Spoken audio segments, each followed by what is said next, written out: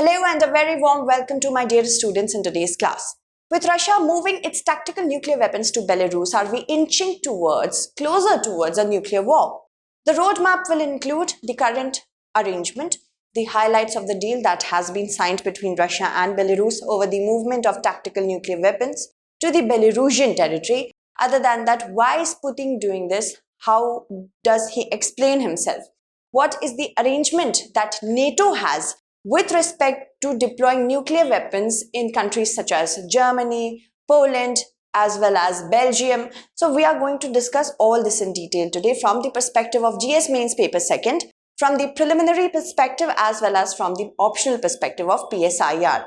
So a deal has been finally reached between Russia and Belarus over the deployment of tactical nuclear weapons in Belarus, and this announcement was made in March 2023. As you can see, this will create a lot of nuclear tensions between not only Russia and Ukraine but also between Belarus, Latvia, Lithuania, as well as Poland, and you see that it has a large border with Ukraine. That is why this development is important. Belarus is a landlocked country in Europe, and it is the largest landlocked country in terms of area. It has a huge border with Ukraine. It has a border with Poland as well, another border with Latvia and Lithuania. This is Lithuania, this is Latvia, and thereafter Russia. So it has a border with most of the countries that are actually right now insecure with respect to war. It has a war in its neighborhood only. The largest city and the capital are the same. It is Minsk, and it has a population of just about 9.4 million people as of 2020. So you see that this is the region that can form questions for your prelims. See, the highlights go like, the weapons that are being deployed are not strategic nuclear weapons. These are tactical nuclear weapons. We will discuss tactical nuclear weapons as well. Belarus will have two types of delivery platform. That means the platform through which they can deliver this nuclear warhead. First is the Iskander missile system and 10 recently upgraded aircrafts. These aircrafts are capable of deploying or delivering nuclear warheads. Belarusian pilots have already completed their training in the month of April, and a facility to store these tactical nuclear weapons will be completed by the month of July, although we do not as of yet know where this storage facility is. And Russia will not transfer the nukes under Belarus's direct control. That means the control will remain with Russia, but the deployment, in order to ensure in case of usage, they are easily deployed in certain territories of Ukraine and causes harm only to Ukraine, not to other countries that are neighboring it. That is why this move has been undertaken. See, the intention to definitely use it is not there, but it is to frighten countries such as USA and UK so that they might know they shouldn't provoke Russia. Now, it has tactical nuclear weapons as well, which is capable of causing specific damage to Ukraine. Another point is that Russia already has long-range nuclear weapons. It doesn't get any sort of another advantage that if it will place its nuclear weapons in Belarus, then it can reach to further areas. It has long-range nuclear weapons already. So this is just to show that Russia has a lot of stake in Ukraine, much more than the USA has. So this is another issue. Then, of course, it wants to exploit Western fears of nuclear escalation. It is another, you can say, move which is showing Russia's ongoing commitment and future commitment to war, that Russia is not going to take back the war. Of course, Russia is showing to the USA that it has much more stake in Ukraine than NATO does. But what if Russia decides to use these nukes? See, Belarus has a 1084 kilometer border with Ukraine. And if it has tactical nuclear weapons with itself, then a major damage could be unleashed in certain regions of Ukraine in a more specific manner. This would allow Russian aircraft and missile to reach the optimal position when it needs. Other than that, it would also extend Russia's capability to target several NATO member countries, such as Poland, such as Germany, and that is why Belarus was also ready to host the weapons. We will discuss that as well. See, President of Belarus, Alexander Lukashenko of Belarus, of course, he had long urged Moscow to station its nuclear weapons in the country. Of course, it wants to ensure that it is also safe. It is trying to show that it is a close ally of Russia. And through this move, Russia is also showing to the USA that it is not alone in this war. Russia has already helped modernize Belarusian warplanes, and UK government's decision to give Ukraine certain arm-piercing shells which have depleted uranium. This was the immediate trigger for Russia to place its tactical nuclear weapons in Belarus. And by stationing these tactical nuclear weapons in Belarus, Russia is saying that we are doing just what the USA has done. USA has also deployed nuclear warheads in Belgium, Germany, Italy, and Netherlands and Turkey. This is under the arrangement of NATO itself. See, there is no clear indication that yes, a nuclear war is imminent. But of course, it is going to be a risky gamble for Russia because it could lead to a conventional warfare using the conventional traditional warfare from NATO members. It can also lose the support of China and India. So it is not going to do that as of yet. Other than that, what are these tactical nuclear weapons are important?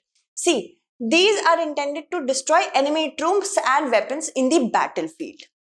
Generally, it is not used against the civilian population. It is a relatively short range one instead of the long range. Strategic nuclear weapons are longer range or of longer range. And the yield is much lower as well than the nuclear warheads. That means it can do damage, but not that much amount of damage that the strategic nuclear weapons could do. These never have been limited by any pacts. This is the one of the biggest reasons to deploy these tactical nuclear weapons in Belarus. Only strategic nuclear weapons are bound to follow the non-proliferation treaty, but not the tactical nuclear weapons. If it is wanting to say that it covers tactical nuclear weapons as well, then there is one more loophole. I will tell you that. Russia has about 2,000 tactical nuclear weapons, and these bombs can be carried by aircraft warhead for short range time, for short range distance, and these are stored at a few tightly guarded storage facility, which is not possible with strategic nuclear weapons. See, Belarus has said that he already warned the USA that it would ask Russia to deploy its tactical nuclear weapons because it was thinking that USA through NATO is trying to militarize Eastern Europe, and specifically they are mirroring NATO's nuclear sharing arrangements. Why? Nuclear sharing arrangement of NATO goes something like this. Under NATO, as according to Article 5, they work for collective defense. That means if any attack is unleashed on one member country of NATO, it will be considered as an attack for all, on all. So because of this only, nuclear weapons which USA already has, and in order to ensure that its NATO allies in Europe also are secure, they have deployed nuclear weapons in the territories such as Poland, Belgium, Netherlands, Germany. And the control is of course with the USA. The control is with NATO, and the authorization has to be granted by the US President and the UK Prime Minister. Then only they could use these nuclear weapons. As in, the nuclear weapon or the nuclear weapons plane or warhead which is there, it is the B-61 nuclear weapons. And these are on dual capable aircraft. Dual capable aircrafts are those aircrafts which are capable in two manners. First, in deploying nuclear weapons and delivering nuclear warheads. And second, using the conventional combat capabilities such as air policing, air fighting. So, this dual capable aircraft is responsible for delivering nuclear warheads. These have been placed. And again, as I said, that to use them, the control is with NATO, and after the authorization from the UK Prime Minister and USA President, then only they could be used by their neighbors. Currently, 7 allies are voluntarily participating in this: Belgium, Germany, Italy, Netherlands, and Turkey. But what about non-proliferation treaty? NATO as well as Russia, both are saying the same thing, that we are just giving or deploying the nuclear weapons in these territories, but the control lies with the nuclear weapon states. See, according to NPT, the nuclear weapon states cannot help other non-nuclear weapon states in acquiring any sort of nuclear weapon, nuclear technology, or nuclear bombs. But the control, when it lies with the nuclear weapon states, again there is a loophole in NPT. So this is a very nice prelims, mains as well as interview fact that you get over here. Now the countries of Belarus and Russia, they have an arrangement.